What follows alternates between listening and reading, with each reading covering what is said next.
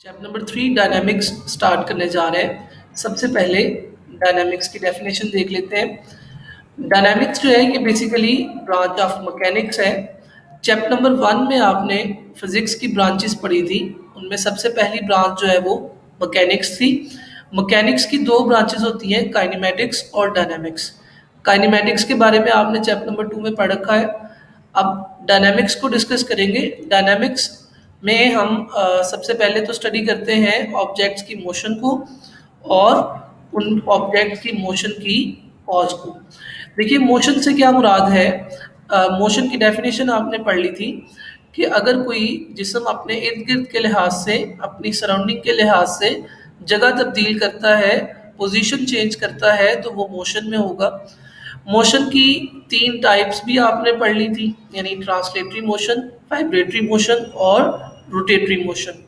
फिर आपने translatory motion की फर्दर 3 टाइप्स पढ़ी, लीनियर, सर्कुलर और रैंडम मोशन।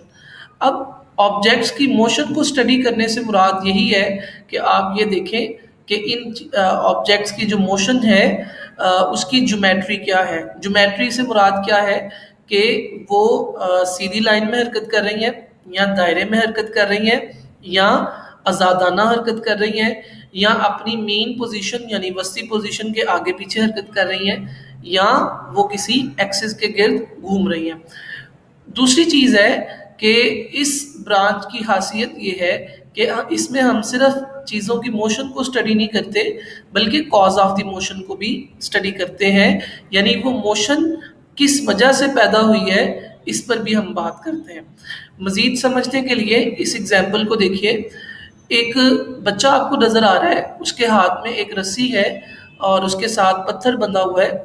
वो उसको अपने हाथ से फोर्स लगाकर घुमा रहा है। अब अगर हम बात करें मोशन की, तो इसकी मोशन क्या है, ये दायरे में हरकत कर रहा है, तो आप कहेंगे इसकी मोशन जो है वो सर्कुलर मोशन है। और अगर आप बात करें कि कॉज ऑफ द मोशन क्या है, तो इसकी कॉज क्या है कि ये बच्चा जो अपने हाथ से फोर्स लगा रहा है वो इस मोशन की कॉज है।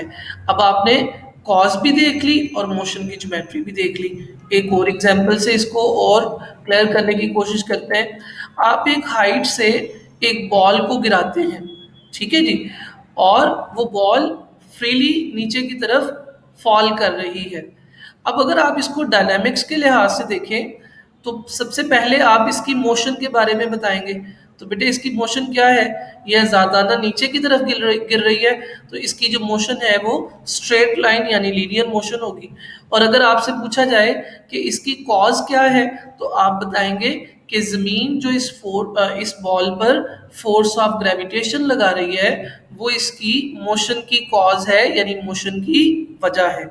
तो ये डायनामिक्स का आपने पढ़ लिया कि आप चीज़ों की मोशन के बारे में बताएंगे और उनकी मोशन किस वजह से पैदा हुई है इसके हवाले से बताएंगे।